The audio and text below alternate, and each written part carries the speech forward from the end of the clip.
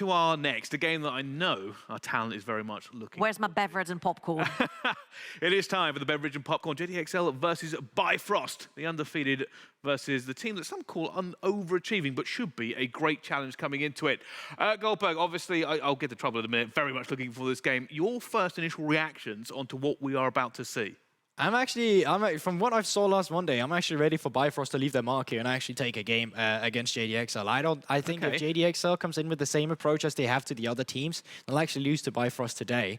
I don't think with this roster that Bifrost is overachieving. I think that they're achieving to the potential that they can have, and I actually think they can reach greater heights as to what they've achieved if they continue with the kind of playstyle that they have so far. Yeah, I feel the same. The new roster seems to be an upgrade from the previous one, but I think in this particular matchup, it's all about mid-jungle duo synergy.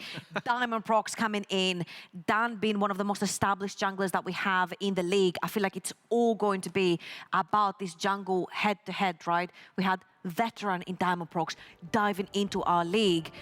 Look at their debuts as well. Some of like the most veteran players that we have in the league right now. Diamond Prox started playing 11 years ago on that Evelyn and bringing all these weird picks and creating all this counter jungling and the invading material that he's brought in. And Dan started back in 2013, 9 years into play as well. Like, these guys are like probably the biggest brains that we have on the NLC. I was 12 when he had his debut. All right, let's not get into the age thing anymore on this. Yeah, we've already covered an awful lot of that. We will move on. Okay, let's start the conversation about the lineups and what we are expecting to see there. JDXL, you've both already stated that you are kind of expecting the flawless team to fall here. You're kind of leaning that way. Have you? No, don't put stuff. Okay. Don't put his words in my mouth. Okay, I'll start with you then, Trouble. JDXL, how do you feel about this team? Where are the strengths? Where are the weaknesses? They're 5-0, what they've been doing right. All right, so we also mentioned it in the pregame, right? I feel like individually, Cries has been performing flawlessly. Dan has saved a bunch of their games as well, especially on that Nocturne game. Eminence with his solo kills, yes, he creates a lot of pressure, but that can be very problematic because then it turns a macro a little bit off a lot of the times for the teams. He moves second over other mid laners towards a side lane. Again, I think this replay is very indicative of a lot of the times how aggressive Eminence can be in the mid lane and how easily a lot of teams can read that, and especially Diamond Prox is a jungle that will punish you if you overstep your welcome. So yes, when it comes to these two teams clashing, I feel like the two mid laners, especially Fury, last split didn't perform the best. So I feel like whoever makes the most mistakes, whoever has the most stable mid lane in this one, or even whoever has the mid lane that pops off, right, gets to walk away with the game. There is that. Okay. But I also raise you the bottom lane for Bifrost, going up against potentially one of the more flippy bot lanes we have here in our league. So I definitely think, yes, there is an argument to be had for the mid jungle, and I think they are extremely prevalent players, and I actually think JDXL might have a little bit of an edge there. But I'm counting on Odie and Highway to show up against Venzer and FGG today. Okay, all right. Well, it looks like you've made your decision already. Let's see if that changes, though, because obviously we still have the draft to go, and Pick and Ban is ready. At the moment, our analysts are feeling one way about the game. Let's find out if there is a separate way that it could go, depending on the team compositions for this one. Straight out of the gate, then, what are we looking for? I mean, you definitely have to take the Senna probably out if you are JDXL. I mean, I know it's something that Venzer has played a lot with FTG towards the bottom of the map, but I don't necessarily think this is where their strength lies. But the Senna in the hands of Odie can be a huge, huge weapon. Then we move over to the likes of like Gwen, Talia, Lucian, potentially taking Gangplank out of the picture as well. These picks that in the hands of Cries as well can be a huge tool for success. Okay, so once again, very standard so far, but curious to see Talia has been left open to the last one at least coming through with this one. Senna, as you mentioned, has been taken off the bot. And once again, Odie's priority in that bottom, he already draws 2 AD carry bands, right? Yeah. Jinx is taken away and the Senna. Two kind of different champions. Odie, though, plays them very aggressive, both of them. Kalista then being the one taken away. And now we have the curveball in the draft. What does Bifrost know that we don't? Talia has been left open. Okay. Lucian is taken away instantly for the bot lane. Now the question is, do you take Nami away if you are Bifrost bot lane, or do you allow the Nami Lucian to go through and then you pick Renata, for example, for Highwall, which is extremely strong versus short range AD carries? So I think this is the big question here. Taliyah is also going to get locked in. It could be in Diamond Proxy's hands, but it could also be in Fury's in the mid lane. A really big tip. Katarina really counters Taliyah in mid lane. That's all I'm going to say. Okay, I'm not too sure if Eminus is going to be bringing that out. He plays everything. You say that. There is already some DC, not DC, but CC rather, that would be able to disrupt that. Nautilus has Just lock that in, man. Just lock it in. I think we keep it calm for now. Okay, and if it does fine, happen, fine. I'll allow you to flip the table Fine. and everything that comes with it.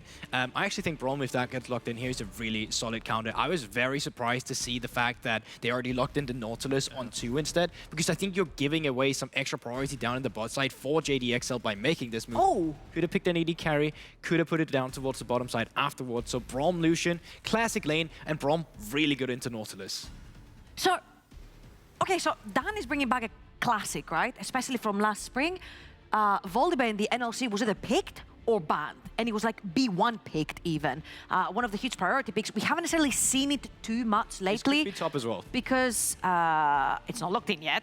Oh, you mean the Volibear? Yeah. Yeah, it could potentially be top 2, but I feel like this is most likely gonna go in the jungle. I don't think I remember the last time Kryze played as a Volibear, but yeah, yet again, I feel like Volibear tells me a bunch of ganks, so I really like the reply from Bifrost, having the gank plank, being able, after level 6, whenever you see the Volibear coming in, you throw down the ultimate, you save your team. Going into the second ban phase here, I feel like from JDXL, you just keep banning a few AD carries here. You already know Odie is a strong point coming through from Bifrost. They not picked the AD carry yet on the first 3 rotations. So if you want to take away some of the Aphelios, Callisto's already been taken away by Odie himself there. What else? Twitch as well, even if you want to take that away because you have a decent scaling into it. Then they take the Kai'Sa here. It's just about taking away these AD carries from Odie. Okay, it's a little bit of a game plan or a mind game that they're actually trying to throw down here, because obviously a little bit of subverting expectations. You guys keep throwing out champions and they've gone a different direction almost every single time. Is this something that they're trying to just kind of game the other team, say, hey, we need you to push you in a certain direction? I mean, I'm thinking they might also try to ban Samira here to try and ban all of the aggressive bot lanes that you have down the map, right? And maybe force Odie onto something like the Aphelios or the Tristana, because I feel like Tristana Nautilus is still a very potent and aggressive bot lane. You can have permapush versus a Braum. Braum really does suffer against a lot of pokey champions, and you can poke with Tristana, especially if Braum is inside the wave as well. So I'm expecting to see, because how he has locked in the Nautilus, they're either going to go into something very passive like an Ezreal and let the Nautilus roam, or they're going to go on a heavy kill lane. What is this? See, this is what I keep saying. So, the only It's Taliyah reason mid. It's Katarina time. No. The only reason, the reason I can see this being an AD carry being flexed this far into the draft. Taliyah? 2 things. Either Taliyah is going bot, and it's actually Taliyah Nautilus we're looking as a kill lane, which is really dangerous. It is. Or they just really want to see the team composition that Odie will be playing into, and they're just setting him up for the highest amount of success as they can, because they just revealed their cards for Taliyah and Lee Sin. It's either a flex or them really prioritizing Odie in the draft.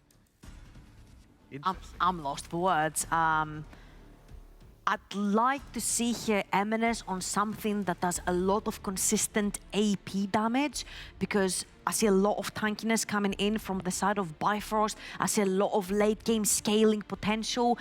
I'm not sure Yone here into Taliyah would be the answer. Obviously, Taliyah rocks will stun whoever dashes past them for the duration of the dash. So unless that Yone is going top lane into the gangplank, which is also not the greatest of matchups because you eat barrels in the face, and Vladimir goes mid, I'm a little bit confused. It's true for 2 things. It's true for the Yone Q, but it's not true for his E, and it's not true for his ultimate. So there's definitely still leeway for Eminence to pilot that and find kill pressure at level 6, because you have more dueling potential. Vladimir into GP is kind of potent too, because they're both late game scaling champions. But there we have it. No flex with the Talia going down towards the bot side. I'd say a very hard over-prioritization of an AD carry in this instance, and they come out with a Kog'Maw. Usually the Kog'Maw love to have a team that's built around him where they can front to back freely. There's not too much of it here. I'm kind of scared. You only have a Nautilus. Vladimir doesn't care about your Nautilus. He will pull through and dive in the backline. Volibear will just jump in the backline. Yone will just jump in the backline. I feel like this Kog'Maw does not necessarily have enough protection just by the Nautilus. So I'm expecting potential to see Highway roaming the map, maybe getting Talia ahead, allowing Talia to roam towards the bot side of the map. It's either that or it's literally Diamond Procs flipping every matchup, buying its head, and finding a leeway to cheat how this game should be going. Because if this was just a game where we queued the simulation, they just stood and farmed, I think that JDXL would come out ahead. So do you think this is something that JDXL have essentially either tried to figure out Bifrost, or Bifrost have gone, hey, all right, we're doing this? 'Cause let's be honest, right? The entire way through that draft, every single time we thought we had what could have been the composition they were building, they went a different direction. I feel if anything, the fact that they pushed Audi to R5, when you have such a large champion pool, the fact that they pushed Bifrost to be a little bit wary and cautious about that AD carry role when they know it's their main carry player, I think JDXL probably pushed the limits of Bifrost right there. And the fact that Bifrost actually came out with the Kog'Maw in this particular draft is also a big question mark for me to see if it's going to work without the protection of an enchanter next to him. And for once, it also just felt like JDXL this time around wasn't really in a position where they have to play individually better. They actually have something that's easier, I believe, as well to execute if that big team fight just breaks out. So, yeah, my prediction not looking too hot so far.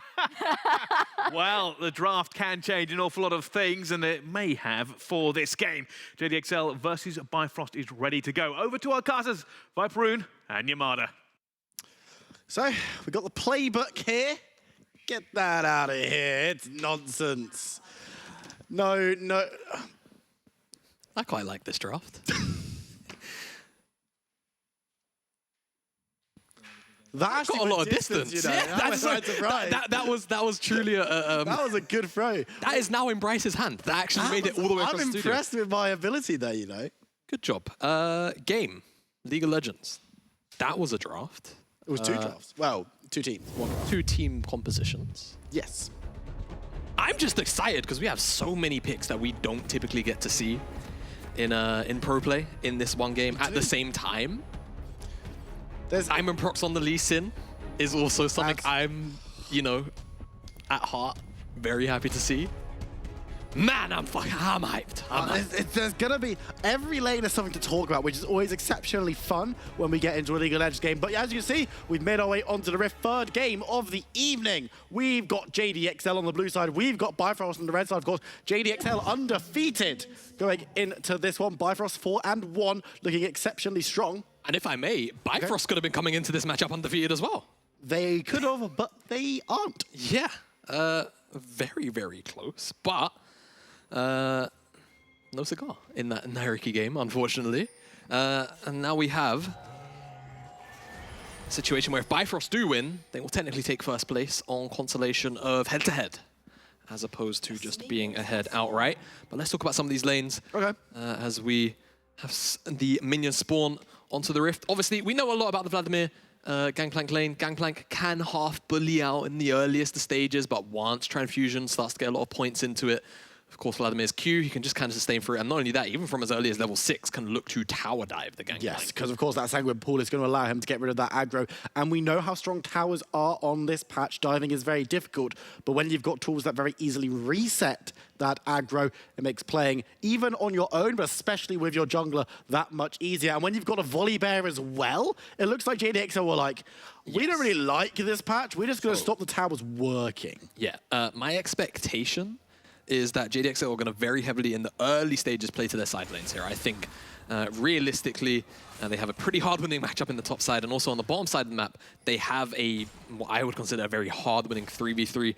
If Bifrost decide to engage, they're always going to have to deal with the concussive blows being stacked up very quickly, but not only that, the chain CC that can be followed up by Dan with the chase down on the Q is also very, very potent. I think the only real avenue that Bifrost should have in the earliest of stages is in the mid lane, but currently, in terms of priority, it looks like Eminence is winning out on that front. So for now, it's going to slowly look like two, at the very least, early winning priority lanes for JDXL. And look at that on the mini-map. Venzer, FGG, walking out of lane, just getting a ward up towards where Diamondprox is located, that jungle entrance. So now they will know whether or not he will enter the river. But Highway, good presence of mind, has the sweeper. Just kind of guesses where the ward will be. Sweeps that one out. So now Diamondprox can enter the river undetected. And if he can make it down here before Dan does, potential for a 3v2 on the cards. It looks like Diamondprox is just going to be moving up towards that mid side instead. There's a little bit of a push coming through from the Yone. Dan will be following suit, though, but will be a couple of seconds later. I don't know whether this is going to go down. Eminez half health won't be caught out by the Q, and Lisa needs to be a little careful, but just safeguard to safety. Safeguard to safety. Diamondprox 3 camps into a gank. It doesn't get much more Diamondprox than that in this one. And I said, looking to probably play around the mid lane. First gank immediately goes towards there. And this just makes a whole bunch of sense. A lot of the setup was there. Dan doesn't path towards the bottom side where Priori actually decides to go through the mid lane instead because he knows it will always be FGG and Venzer that meet him in the river first over Highway, and Odeon is able to match that gank, stop it from happening. He's actually pathing over towards the chickens because he knows Diamondprox likely doesn't actually have that camp taken yet and is going to contest it. No smite on either side, so it's just going to be an outright fist fight. Volibear's claws are larger, but of course Lee Sin very good with his hands and is going to be able to fight around. But the Raptors are going to reset, so a lot of time being wasted by both of these junglers as Dan moves forward, won't be able to get the chicken as Diamondprox was able to smite it away, but Dan just being a nuisance, as it were. Yeah, and I mean, just, you know, level advantage knows, right? When he saw Diamondprox go for that mid lane gank, had the red buff, had 12 CS, had blue buff, had to have done the Gromp to be level 3 or Krugs at the very least. So recognize the Raptors will be up, goes to try and contest him at that. As Odie. And looking trying onto Odie, the castle blows are stacked up. The Highway's in the rift and is looking to get some damage down. Venzer goes low, but is managing to get away. Odie goes low. Will he be able to escape as well? I'm not so sure. I think he will go down first, but as he turns down to FGG. The passive is there. The explosion goes through the root. The damage, no, FGG survives. The Highway stepping forward goes down. Baited by Cog passive. What just happened, man? This is what I'm talking about. We've had this narrative about FGG and Venzer, right? How occasionally there can be weak laners. It's for moments like the start of this play where things don't particularly look, well, actually the middle part of this play where things don't particularly look good on the return. They don't quite have the lethal to burst down Odie. The Ignite isn't laid in initially, and then the turnaround comes in. So this is the moment where you're like, well, I guess they're just going to lose the 2v2. Flash comes out from Venzer, and that's great. Dodges away from the dredge line. Odie goes down, and I'm thinking, all right, passive. The root doesn't come in time. If Highway can just about sink that, it's all good. But this is why we have worries about the XL bottom lane, because the rest of the map is typically so consistent, but we get such close 2v2s. But I mean, the fact that they win that out is absolutely massive, because now they should have even more agency in that lane to try and press the issue for the 2v2 as things progress. But especially now if Dan continues to play down towards the bottom side of the map, that 3v3, again, like we said, it's just an impossible one in most scenarios to win, unless we see, you know, level 6 is coming and then maybe an immediate blow up of Venzer, but then even then, it's something to be worried about as, well, no summoner spells on either of the Bifrost bottom laners. And coming forward, doesn't have 6 yet, but will be able to dive onto Odie. He's already dead. Highway gets the anchor out, but they've already got what they came for. Easy setup, and this is what I was talking about. If this was a 3v3, who the hell is saving Odie? Because the answer is nobody. As the Dragon is also going to be started up. Venzer, FGG, they're going to push in this wave and probably rotate over to ensure that Diamondprox and Highway can't cause any nuisance towards it. In fact, they're not even going to consider doing that. Always mid lane priority is fully in JDXL's favor. So I take back what I said, because I would have assumed that Yone would have had to, in the earliest stages, ceded lane prio to Talia. Just isn't the case so far this game. Fury been on the back foot in that regard. Eminez piling it out as well as you'd probably expect Eminez to do. Yeah, absolutely. But let's see if Eminez appears on any more of our fan drafts. We've got another one loaded up for you here. This is from Sinine LOL. Banderas, Diamondprox, Eminez, there he is, Merbs and Sten. Sten's doing well today, isn't he? You know what, Sten's got a lot of stock in it. A lot of fans, a lot of lovers of Sten around. Yeah, and okay. I was wondering whether or not Eminez would commit with the Fate Sealed, just because it is Eminez. Just a little bit of poke goes in. Yeah, Sten definitely a little bit maybe undervalued by the community coming in. Well, if we're talking about Viper and Teal. Okay. No. Sten was actually ranked 2nd amongst support. Yeah, I think definitely Still a lot to prove for Stend. Has had a pretty decent performance of the NLC so far, though, so I'm excited to see how he continues to grow here in our league. As focusing back into the game, JDXL, 2,000 gold lead for now, and again, you know, a team composition like Gorborg said, you know, if you just turn this into a farm simulator, chances are JDXL's composition is just going to outright win, right? A lot more team fighting tools to be used. I mean, this is a very aggressive farming simulator. Yes, it is. Shikari. Dan's about to make it much, much worse. Going to go towards Shikari in the top side. Will be able to cleanse away. Dan does have his ultimate available, and of course, Kryze will be able to sanguine pull. So they are built for dives, but it also looks like they want to move down towards this Rift Herald on spawn. Yeah, I think Herald was the real objective. Just get that wave in a little bit sooner. Mid lane seems to be a consistent priority for Eminez regardless. Just ensure that, you know, there's no response from the top side of the map immediately. Herald will be taken down. Let's see what Bifrost can maybe do about it. I mean, the answer's looking like not a whole bunch, really. Odie, Highway just sat in the bottom side farming. Nothing much to really get. XL are playing this one out spectacularly, to be honest with you. It's very, very clean. Very little responses from the Bifrost side. We was hoping maybe you would see more of an attack towards the mid lane, especially considering, you know, Yone can be fairly easy to lock down in the early stages, right? Before he has ultimate and can, you know, very consistently use that as an additional escape tool. We'll see if this delayed cross map will get them any dividends. Venzer, FGG, on the tower. For the dive, managed to get something onto the illusion. Venzer needs to be careful, will fall eventually as Highway manages to get away. Odie now tanking up the tower as Eminez moving forward, looking for the kill onto the Lee Sin. Finds Diamond Prox, will only be able to kill Highway though as the concussive blows don't stack out. It's a 1-for-1 trade on the dive. Yeah, 1-for-1 trade on the dive. Teleport comes in for Eminez. I feel like XL probably not too fast, but Venzer did miss a fair amount of the CS underneath that tower, and that's going to give Odie maybe a little more breathing room, the 1-to-1. The issue is, kill was picked up, I believe. Oh, no, the assist gold, rather. Obviously, the kill was picked up by Eminez. And not only that, JDXL, they're still going to have the Herald to use on the map, so... Whilst the cross map is good, gold lead remains the same, and now Dan is just going to dive the top side. This may well be a dead Shikari. Sanguine blade is going to be used, and that's just an easy kill on the mid. GG gets caught out in the river, though. That's not necessarily what you want to see from JDXL's bot lane when we've been singing his praises mostly in this game. But in the top lane, we're going to see a fair amount of push and go through. No Rift Herald used just yet. Yeah, not just yet. FGG caught out, and Bifrost tried to push into the bottom side jungle as they know Dan was on the top side. Like you said, didn't use the Herald, crucially. I think they want to keep that lane going for as long as possible. As Diamond Prox doesn't have Smite, whereas Dan does, but the red buff's just going to reset anyway. Oh my goodness me, I did not catch Diamond Prox getting bursted out that low. As a replay of the bottom side just to see how this is happening. So they feel like FGG. It's just... It's a bit of a sin to walk in here, no pun intended, with the lead. But you can kind of understand it, mid lane pushing up, but, you know, there's no vision on Fury.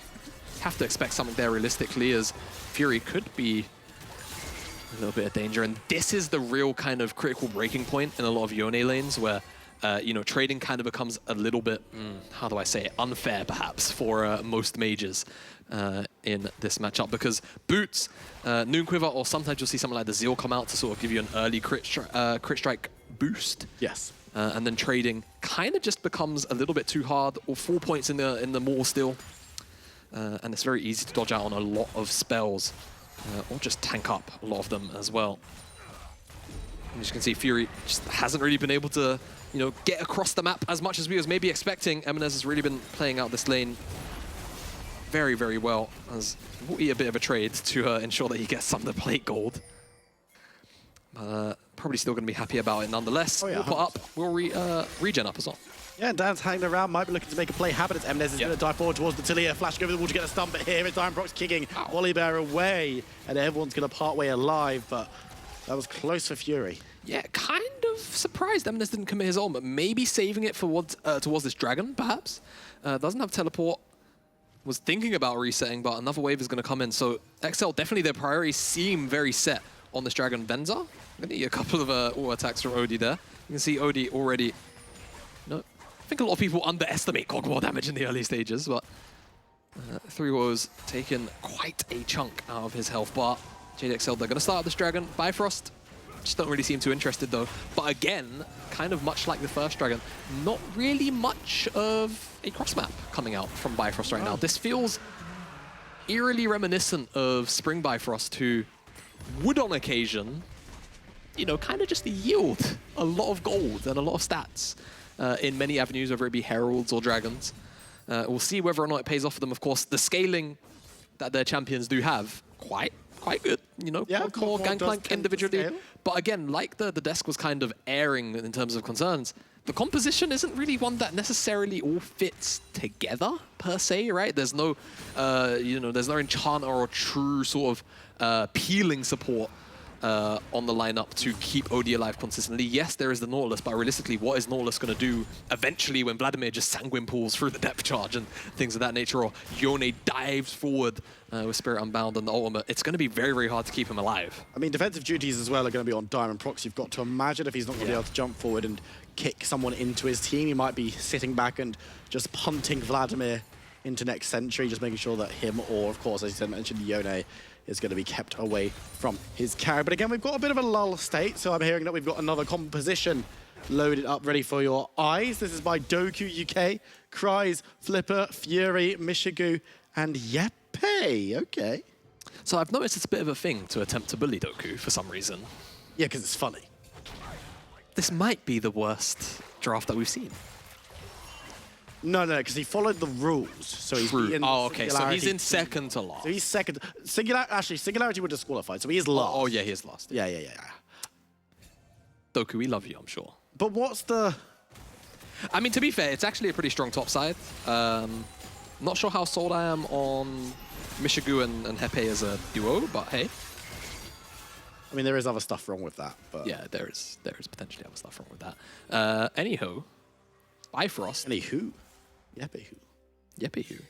Yes. See him later today. Fifth game of the day, up against Dusty for Team Singularity. We're moving our attention back towards the game that's being viewed by yourself at home. JDXL just going to be slowing things down a little bit. Again, they don't seem... I don't think they care about it. They don't seem super fussed about forcing anything right now. No, I think, again, when you have this Yone scaling up and the Vladimir, they're eventually kind of going to be able to play the game into all of Bifrost champions with not much disruption. I just feel like the tools aren't particularly strong enough to deal with that level of, you know, might when it comes to hitting those critical mass item points for the likes of the Vladimir and the Yone. They're going to try JDXL to force Bifrost away. Bifrost, again, not really looking, per se, to force anything, unless there's an overreach and Diamond Prox has an opportunity to try and maybe find an insect. Although Fury could be in a little bit of trouble here. The ultimate coming down from Eminence. A lot of damage is going to be resolved. Is he going to fall down? He will, as Eminence secures the kill.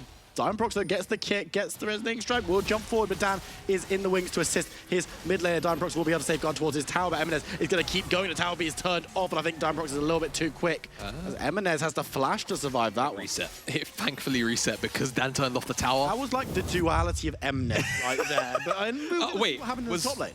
Was there a dive? And it just straight up, so yeah, dead. All right, yeah, cool. Cries showing us why this matchup is miserable. There's Oh no, Shikari playing it. Surprise showing why this matchup is miserable. You're an analyst, dude. Just... Look, I didn't even realize that there was a 1v1 in the top side whilst that was going on. That is just purely my own lack of attention to detail, I guess. As we was watching, ladies and gentlemen. As we was watching Eminez find another solo kill, by the way. But then almost died. But then almost died. He overextended. And now he's soloing the Heralds. So Eminez is now the jungler for JDXL. I think Dad's a quite good split, getting dropped like that. Eminez, of all people, who's still also the mid laner. I mean, this is the kind of thing though, right? Because you look at that play, you think Eminence, whoa, this is hype, you got the kill, you're like, yes! And then he dives, but has to burn his own flash and his jungler's ultimate to get out while not getting the kill. My brother Viprune. you must be new around here. You don't know about M&S clearly. No, but this is the thing, right? I know. We talk so positively about JDXL, and we might be speaking positively about them again as they look towards Highway. That's going to be a depth charge. Dan could be the one caught out here. FGG going to be able to Glacial Fissure to keep members alive for Fury. Coming round the side, Venzer's going to unload a culling into the enemy team, but Highway's the target, and he's going to be able to flash away as they jump forward. There's M&S jumping into the frame, but will leap out immediately again as Bifrost look to chase down Venzer and Dan, but Dan is quickly running away from the play, and it looks like Bifrost are just going to be able to move towards this dragon. Instead, Venzer looking to poke, but won't be able to do so, and it will be Bifrost denying Soul Point. Yeah, JDXL, they expend all of their ultimates trying to find something of Bifrost kind of overextending in the river there. Don't pick up anything, and because of that, Bifrost able to just brute force JDXL out of the river and pick up the dragon. That's huge. Infernal Soul Point this early on. We saw this in the Nariki game. Yeah, especially when, you know, at least in this game, I think the scaling is kind of a little more cut and dry, right? I think most people will have JDXL. Bifrost is dead. Continuing my point, probably scale a little harder than Bifrost do. Yes. Well, you say that. Wait, no, you say JDXL scale harder. Yes. What are you looking at me like that for? Gangplank and Kog'Maw, yeah, sure. But also, no one is protecting them from the two backline divers that also scale incredibly well. And in most cases, even if Diamond Prox or Highway is able to, you know, kick or knock up one or two members. Games. Hold on, let me just take a monitor. The problem is... this is the same game. It is the same game, yes. I promise. The issue is the sticking power of a lot of these tools that JDXL have, I think, I'm pretty confident, trump the potential peel abilities of Bifrost. We will test this thesis. Hear me out on this. Okay. Okay, as a rebuttal, OD at level 18. Sure. Bleh. That's... Bleh. But see, the problem is, for now, it looks like he's going shield bow. Because he hasn't got that much peel. Because he doesn't have that much peel, and that means he's not dealing more damage with an Iron Light Blade During King or Kraken Slayer. Not yet. Not yet. Oh, Shikari... He'll be in trouble here. It's a 2v1. M&S is up top as well, but we know M&S can't get kills unless they're solo kills, so this one will be going over to Cries. I was right as well. That's a great call. Oh, my word. This is slowly turning into a bit of a rallying for Bifrost right now, and with FGG, we're maybe considering an engage there, but 3v2, I'm not sure how confident they were. Venzer was on his way from the bottom lane as pings are now coming out onto that bottom side tower, but also jungle camps too. Herald is not picked up. Second Herald. No, it was picked up. Already used. Gone off the map for a little while. So nothing to really be on the top side of the map for. They know the Baron isn't really going to be considered by Bifrost for a little while. And M&S is going to push up onto that one. And also, speaking of, has the Infinity Edge already 20 minutes into the game. Vladimir also 2 items. I mean, hell, even Venzer is 2 items. And this is kind of the problem right now that Bifrost face. Not only are they obviously significantly far behind in gold, and yes, you know, gold is very important, because I'm tempering myself because I feel like Bifrost are about to either get picked or look for a fight. For some Highway. Highway goes over the wall looking for an engage. We'll be able to find it. Now you can see Fury jumping in the middle of the fight, looking for the damage, and Venzer is dead, and they're going to be able to take them off the map. 2 kills for Bifrost as they catch JDXL napping, but Dan now moving forward. Cries and M&S are there. We have 3v4 as the engage comes through. M&S going to be able to M&S! That's so clean as Highway goes low. Will be deleted by Cries once again as Bifrost run to their tower. Will be able to defend it this time around. But that was a nice turnaround, but ultimately it's Bifrost's fight. Yeah, I mean, Bifrost, they win out in terms of like the 2-1 in the kill trade. We'll get the replay of how things go down here. And Highway just hex flashes over the wall, just sends it. There's no other way to say it other than he just sends it. Diamond Prox follows in suit, finds the Sonic Wave, and is able to get a kick flash because the depth charge lands onto Venzer. There's no way for him to really respond other than thinking he can just go forward, try and maybe assassinate Odie with those 2 items of his, but it's just not enough. And then so clean. Dan comes in with his ultimate, able to lock in place Highway. The Dredge Line comes in, but it's all about that Fate Sealed onto 2. Highway gets picked up by Cries because, as we said, if M&S is getting any kind of action, it's only solo kills, mostly. Yeah, lots of solo kills for that man so far in the season. I mean, lots of kills as well. He just does damage to people. He's a I mean, it's Venzer with the kill lead. Oh, yeah. Eminez, Come on, mate. Yeah, Eminez with Wow. the... Well, no, I'm talking in general. Don't forget the news segment from the start of the day. Venzer had the kill How can lead. I forget the NLC news presented by Viper and Jamada? Yeah, Venzer had the kill lead. He now has 36 kills in total. FGG was the assist leader, who now has 70 in total. Yes. And Eminez got 1 solo kill this game, so he is now in the lead with 10. No, 12. Anyway, Cullen comes in, trying to force down Highway. I mean, they take the tower instead. Yeah. Which is useful, although Eminez, he's on his own, and that means Shikari's in the danger zone as he's going to flash away, but Eminez now on the tower. Oh, hello. Oh, well, Diamond Prox, how are you doing, buddy? You're going to jump think he forward, has but it. Eminez might be able to he has it. Again, Diamond Prox didn't bring any friends, and worst of all, Eminez doesn't have any either, but now Bifrost is like, okay, let's send some members. We've got Odie, we've got half health He's Highway. healing up. Eminez is thinking about it, might dive forward, there's going to be the depth charge, and he gets a shield. It's not going to be enough, but it's bad and mad that I thought he might have that. Yeah, same. By the way, another solo kill. It's the only thing he does, I swear. Well, he also died. He did die, and he did go over 1,000 gold to Odie, who already has 2 items, has the shield bow and the Gwinsus.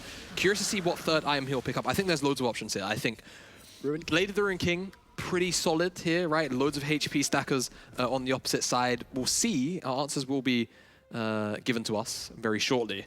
But I also think something like Runan's wouldn't be too bad. Wit's End seems to be what he's going to go towards with... I mean, that does make quite a lot of sense with the because on the other side diving forward. Yeah, and even, I mean, realistically, Yone has split damage, right? It's mostly physical and true, but he still does have the magic damage portion of the kit, so the value is still very much going to be there. But again, I'm just worried about the setup. We've seen so many times Eminez and Cries diving forward onto a couple of members and just kind of blowing up the squishies. And that's my problem. The backline access just seems so easy for JDXL once these team fights do break out. And the Dragon was picked up a minute ago, which means 4 minutes until Soul Point. Or Soul, actually, not Point. Soul is available potentially for JDXL. And if Bifrost aren't ready to fight at that Dragon, that's going to be Soul going over to a very fed Yone, a very strong Vladimir, and a Braum. And even a Braum, yeah. Shikari being picked on the side here. Eminez has Q3 as well to catch up. The wings, though, so it will be a 2v2 as he goes over the wall to try and catch something out, gets the kick onto Eminez, but of course he's going to be able to snap back to reality. Oh, there goes Dan as he dives over the wall as well.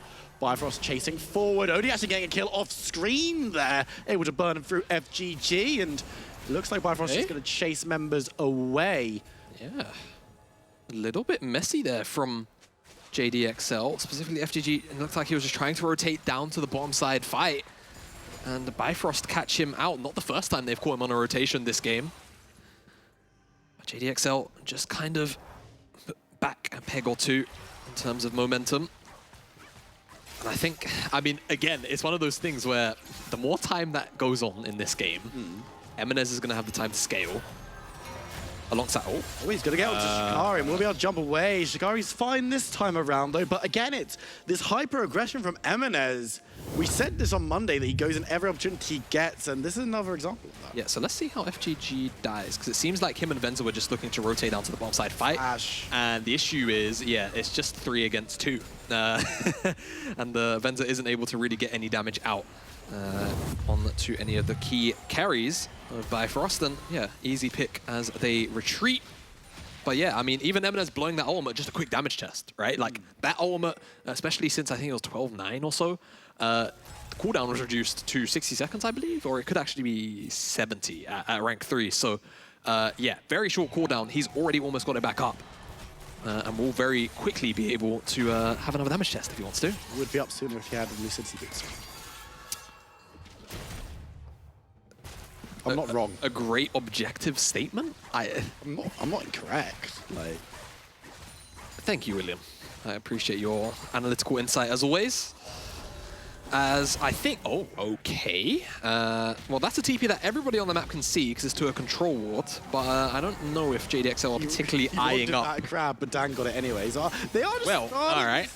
up to tell. I mean, Odie's just gone back and... Oh, that's a really bad time to be in the base right now. He wanted to get his third item in, but the issue is...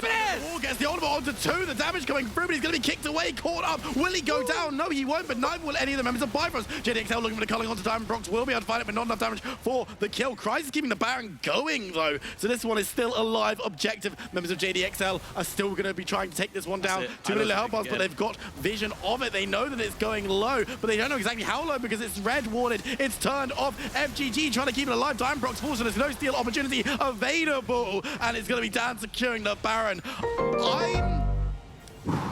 I don't know how I feel about that. What, the Baron start for JDXL? As in, I mean, it's JDXL all over. Yeah. Probably shouldn't have worked. No, but it does. But it does. I mean, and then this is the problem. They are just so far ahead in gold. MNS came back onto the map, I believe, with his Death Dance finish. Kryze is also very strong. And this is the thing. So many members of JDXL able to get over the wall, in this case, mostly MNS, chunk out Diamond Prox, and then once they're able to get behind the pit, just keep him at bay. And you'll see what I'm talking about. MNS gets Q3 stacked up, immediately goes into the Spirit Unbound and just queues over the wall, finds 2, into Fate sealed. And honestly, if he doesn't get CC'd here, he would have murdered either both or all 3 of the Bifrost members that ended up showing up.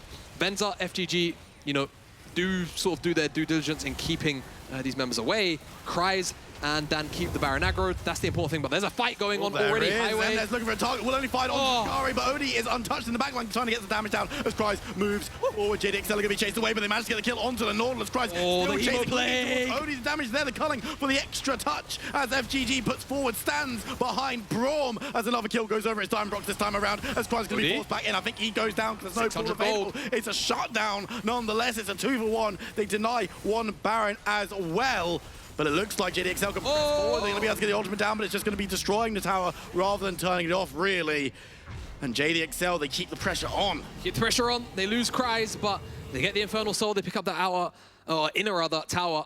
Odie, I mean, if you are a Bifrost fan, you are clutching at straws for hope right now. As, yeah. It is looking very, very rough. Shikari still at 2 items, whereas Kryze is building towards his 4th.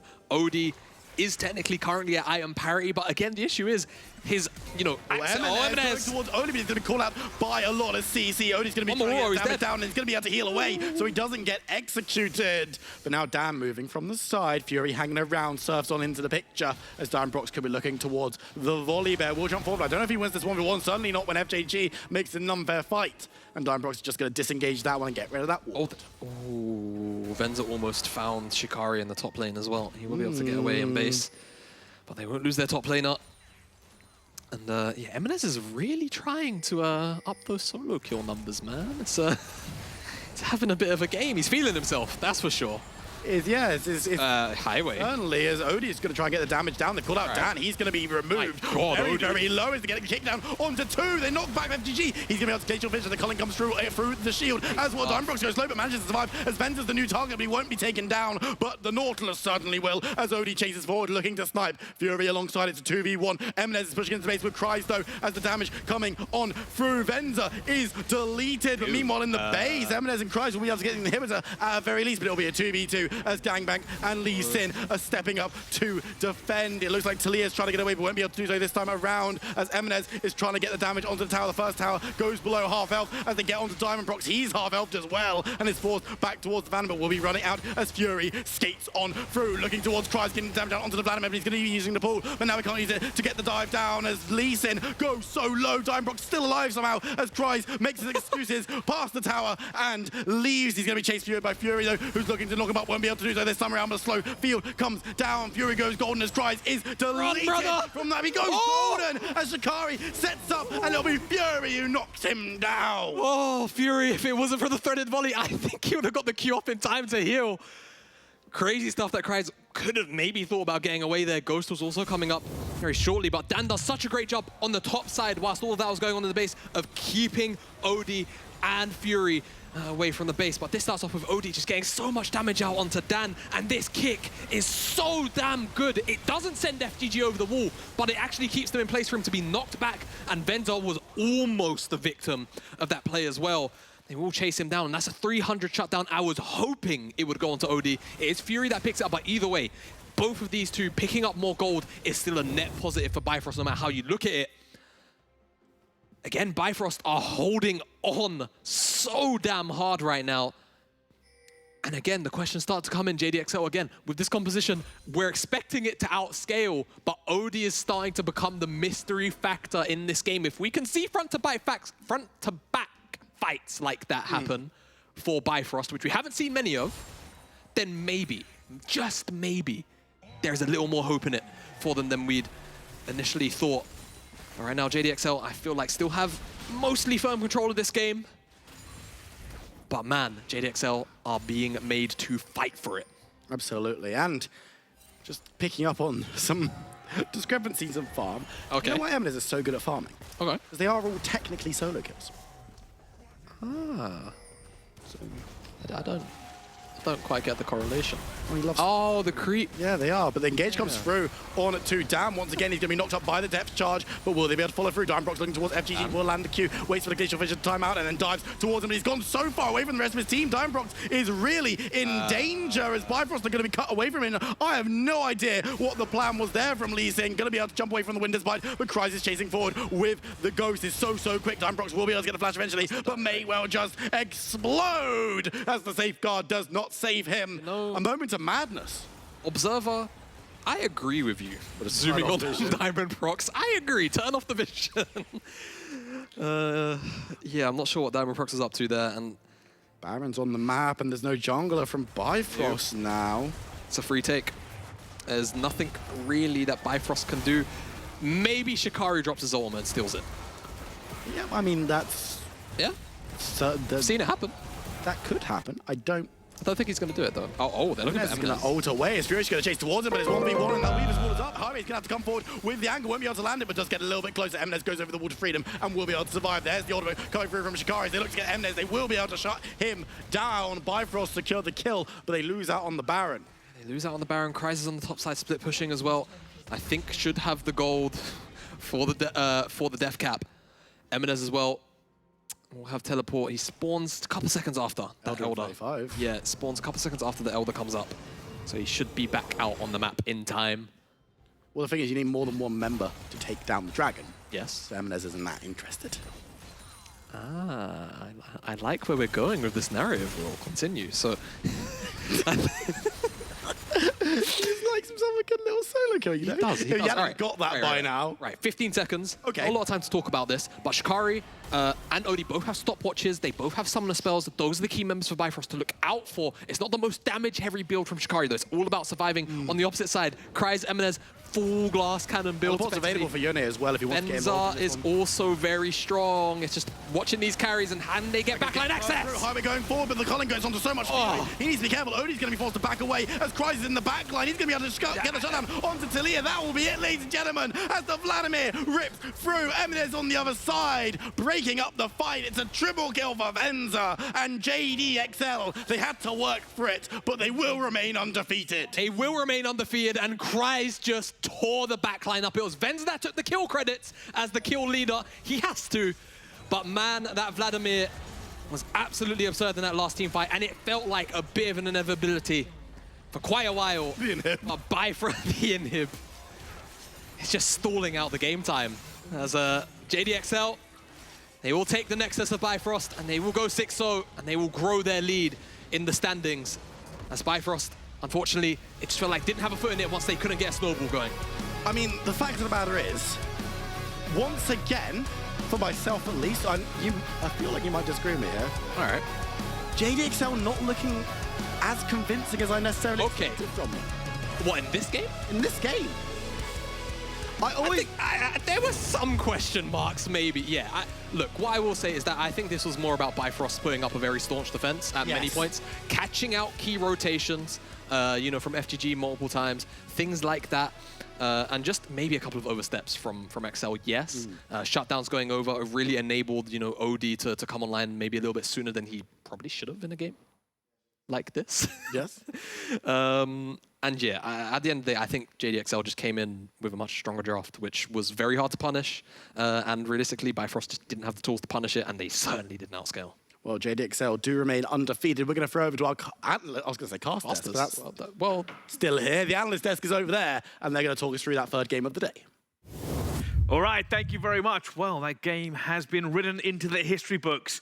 An interesting game from multiple angles there onto that one, and we kind of have to break it down, especially considering, and I'm gonna put this out here, you kind of were both leaning towards Bifrost before we went into that game. And also something well, give me a second. There is more to break down on this one. And something the caster said again here, and obviously I'm the new person here, so you're going to have to explain it to me. JDXL, currently now 6-0, flawless so far in this split, and yet people are still saying they don't look as good as they could be. Oh, they could be better. I mean, they keep winning, but no confidence in them. This one was way more convincing than some of the others, I'll have to say. Because they actually drafted, for me, they drafted more than made sense as well. I feel like it was a huge draft gap coming through in the favor of JDXL. But I also think it was just Bifrost really shooting himself in the foot. Like, I expected more from them coming into this game in terms of drafting preparations. And I can't wait to ask the players as well what kind of game plan went through their head. Because I was quite baffled when I saw it unfolded. And unfortunately, I think the game was already over by the first 5 minutes. As soon as I saw Odie die 2 times on the Cockmore, I thought to myself, well, this is not going to be a fun one. No, it didn't seem so. I'm troubled to ask you this. You were talking a lot about win conditions for this team, and they didn't give themselves a lot, Bifrost, by what you were saying in the green room, and obviously, it just said, essentially, you know, with Odie dying twice, that kind of closed down their options. I feel like JDXL pushed Bifrost so hard in draft to the point where they forced R5 to their AD carry. Like, I don't think I've seen this being done recently at all. Usually it's a solo lane counter pick, maybe a support counter pick, if you will. But to wait until R5 to pick a Kog'Maw, which in my eyes, I think Jamada mentioned as well in the cast, like, if you got Vladimir and Yone jumping on your head, you have no enchanter in the likes of maybe Lulu, Soraka, Karma to try and help you get out of a sticky situation. You just have a Nautilus. And it just felt like bot lane was hard gapped. Eminence was doing Eminence things in the mid lane. Like, Dan was all over. And I mean, finally, somebody realizes that in 12-10, Volibear shuts down towers. So it doesn't matter if the towers do more damage if they just can't damage you at all. All right, so kind of all eggs in one basket, but then you leave it with the Foxes and hope they don't go for it, essentially. Like, a lot... For Bifrost, I kind of want to highlight the positives for them. Is there a positive they can take away from that game, or do you feel like they signed up? I'm feeling no, but I'm going to ask you anyway. I feel like Shikari had a nice play. He survived on the top.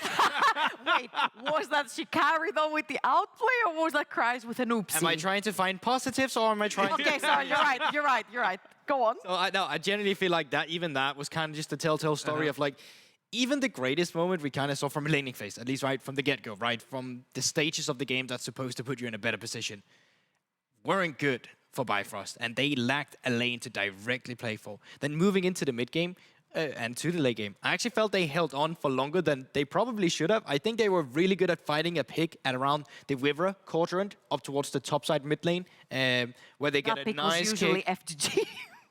They get a nice pick on Venzer and FGG with a good kick coming in from the side of Diamond Procs. Problem for them is it was such a unique situation where they find themselves at a man advantage through a better rotation than JDXL and better setup for that specific objective. But when you're then playing the rest of the game from a deficit of 5 to 10k gold, it's just not going to be playable, and it's just not going to be feasible at seeing yourself finding in the same position to get the same punish on your opponent again. All right, I think that's fair, kind of wrapping up here. Bifrost in a bit of a tough situation to really take away too many positives, but fortunately, I don't have to do that anymore because we can talk about real positives, and that's going to be an interview with a player from the winning team. I believe Venzer can join us now here in the studio. First of all, congratulations on the win. Coming into this game, an awful lot has been said about the draft. What was the game plan there? Yeah, I mean, I don't know from enemy team what was the draft plan. It was very interesting. I was expecting, like, when I saw Kalista ban and Lucian open, I was very confused. I thought that we were about to get cheesed, but nothing happened. Okay, I have a very important question, and I want you to truthfully answer this one, Venzer. Where is the cat? The cat. Because last time it was in the corner, being a mask. Right. Oh my God. Okay, perfect. Okay, diving back into the game. I feel like, was it a plan from the draft to like push the boundaries technically of opponent AD carry, like so many bans thrown all this way. You have secured one of the strongest AD carries on the patch, which is Lucian. Did you try to push them towards drafting a very immobile AD carry that doesn't necessarily synergize too well with Nautilus? Yeah, I mean, I think we kind of pushed them in that direction with like the early AD carry bans, because like we know they have like some limited champion pool, but I didn't expect them to go to R5 with AD carry and pick Kog'Maw. Like it was very weird. That wasn't planned at all. Okay, so I'm going to ask you a follow-up to that one, because that's kind of an interesting point here. How does your team react when things like that happen? Essentially, you knew kind of what you were expecting coming into the draft. They've thrown a curveball at you. What was the conversation going on with the team saying, hey, what are they doing? What do we need to do? I mean, we were just laughing, honestly. Like, it was funny. Great. All right, fair enough. Good luck to go through. Have you got anything you want to say to the fans and everyone at home? Kind of your last words here for the broadcast. Actually, I have a message to the NLC broadcast, Archon specifically. Get ready to make that apology video, my friend. Okay, thank you very much. Apology video, we'll have them prepare that one as well. Thank you very much for joining us here. We will speak to you again shortly. Confident right, coming goodbye. out on the win there. We have to fill you in on what that apology video is. I do need to know. It's technically between Ashram and the coach of JDXL. The coach of JDXL said we're going to go completely undefeated to playoffs. And Ashram said, no, you're not. So whoever loses that bet has to make an apology video, like a public apology video. I don't believe in JDXL. I said that the coach could already get ready for that apology video. I thought that was going to be today. Unfortunately, that wasn't the case. Bifrost, you're kind of letting me down here. But outside of that, it is a strong showing. And I think for sure that JDXL seemed that they were stronger this time around than they were last time we just had a look at them. But this season is still long. It's not over yet. There's room for losses. Well, okay, so a question I asked earlier, and I kind of have to go back to it. Over and over again, we've said this broadcast, JDXL, they are great individually. Their teamwork has been the issue. And you've said there are weaknesses, there are mistakes that we keep on seeing, but the truth is the statistics are 6-0 right now. They keep winning.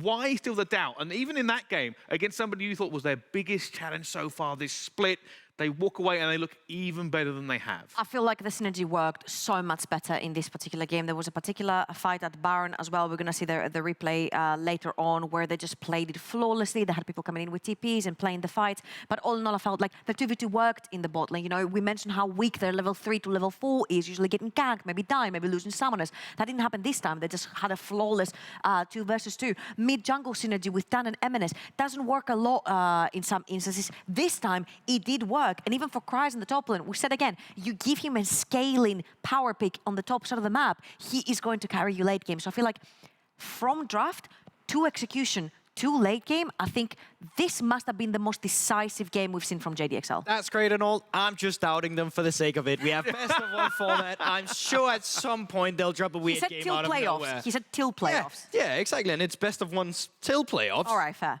So I'm counting on them to just drop the ball at one time. Someone makes a mistake. It's over. Apology video served. Okay. Listen, I'm backing up Ashram as well, so...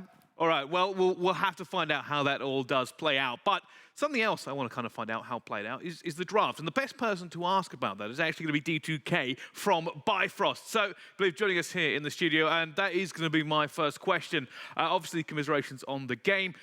What happened in the draft? What was the thoughts going into it? There's been lots of questions asked about what exactly was the game plan, what exactly was thinking, what you had to adapt to.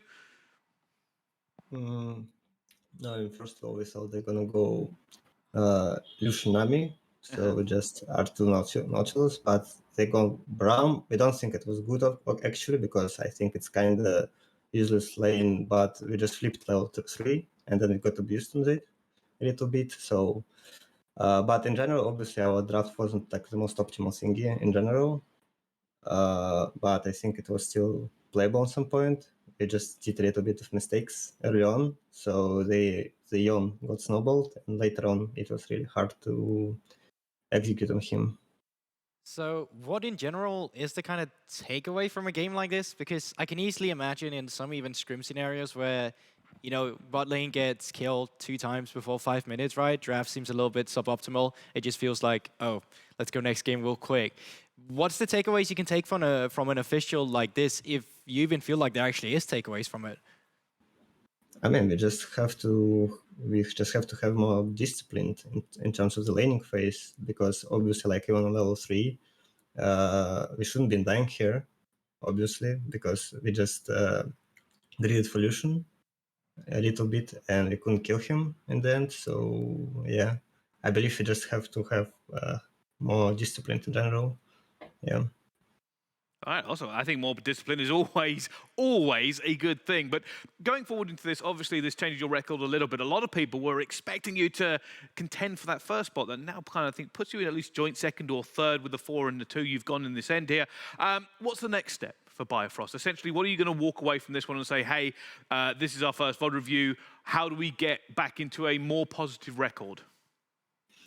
I mean, we're not really caring a lot about the record and the regular split, because we're just improving for playoffs, basically. So we're just trying different stuff in general as well. So it's not like a big deal for us. And I think like towards playoffs, we're just going to get into good shape. So we're going to be ready to contend for the first place. All right, I like that. I like that all about the playoffs coming through. Okay, any last words here for the stream and everybody at home watching, including all the fans? Sorry, what again? Your last words for maybe all the Bifrost fans and all the fans watching the NLC today. Yeah, thank you very much for big support for us. We really appreciate it, and it's always happy to see that a lot of people just in comments writing Bifrost thingies. So yeah. Awesome. Well, thank you very much for joining us here in the studio. I know we're going to see you again very, very shortly. Thank you. Well, okay, going into that one, they looks like they were thrown a little bit off guard by some of the draft that was going on, and that maybe affected the rest of their game plan. What do you think? Yeah, I felt like, as much as I really like Diamond Prox as a jungler. He brings so much flavor, and I really like Lee Sin, for example, like a 12-9, we saw Lee Sin from Krayox and stuff, and it looked very powerful. I feel like in this particular game, in 12-10, I feel like it's a little bit irrelevant as a pick, especially due to all the slippery champions that XL had. Like, think about who he could potentially make a play on. Like, there was one play where he caught Venzer and they won the fight, but that was one singular overstep from Venzer and team, right, that allowed Diamond Prox to sort of punish that mistake. But then again, you don't want to kick Vladimir into your team, you don't want to kick Vion into your team, you don't want to kick Volibear into your team. So how do you actually make plays in the early game? It just becomes really difficult, right? And then the Kog'Maw R5 with the Nautilus, I feel like was like the last nail in the coffin. You're being so nice. You're really just going in depth, explaining it. Listen. It's my job, man. No, okay, here, I'll lay down the hammer on my job head. This draft was not optimal at all going into a game with... sucked. She said it. But I genuinely feel like there was... so it goes down to what he was saying. They saw the Lucian, so they expected a Nami. Because they're expecting a Nami, they're blind picking Nautilus. Because they in their minds, they're, okay, 100% they're picking Nami here. Yeah. And then we punish with an 80 on 3 that makes sense into it. That didn't happen, and all of a sudden you have a Nautilus into Braum matchup, so you're already like, wait, now we're countered. On the next one, it's like, oh, now we have GP on 3, Vladimir's up, and your red side, oh, now our top lane is countered. Are we picking our AD carry on 4? No, let's pick our mid laner, and now we're countered. Our jungle, and because Taliyah was already there. Right? So it's just like, let's pick all these things blind, let's not have a winning lane, and let's hope for the best. And that was kind of what happened. And the Lee Sin was like, it's so like, when it's that like happens, the John Travolta meme. It's like, where do I play for? You either have to be the best players in the world kind of to make that happen, or hope your opponent makes a lot of mistakes. Unfortunately, neither happened today, and therefore you're just not... It didn't feel like an even game from the get-go. Well, I tell you something. Drafting assumptions, and we all know what they say about assuming, can certainly ruin a game as well. But away from assumptions for just a minute into something that is concrete and we know is going to be locked in. The standings have shifted ever so slightly once again. Unfortunately, I think that symmetry may be a little bit gone there. Yeah, Gulbok is not going to be satisfied with that asymmetry right now on the standings. But again, the JDXL completely undefeated, and right now it gives them the window to also be able to potentially lose a game and still be at the #1 position, right? So starting to create this sort of window and positioning away from the number 2s and the number 3s in the league is going to be huge for them if they lose a game further down the line. It also just means that all of a sudden, later today, we might just have 4 teams sharing second place all of a sudden. And once again, the race just becomes closer and closer and closer. At the beginning today, we're saying, okay, it seems like it's getting a little middle of the pack heavy. Next week, we might be talking about, well, this is looking to become a little top heavy, right?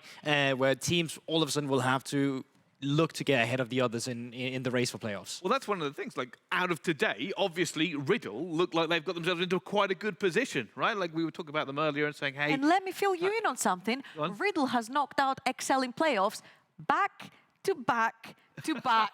3 splits in a row. Just throwing this out there. XL Kryptonite. Yeah. Wow, it looks like it could be all setting up for that one again. But yeah, kind of a really interesting game. Did not go the way we expected it to, and it all stemmed a little bit from the draft. But I'll tell you what we have to do now. We have to start moving on.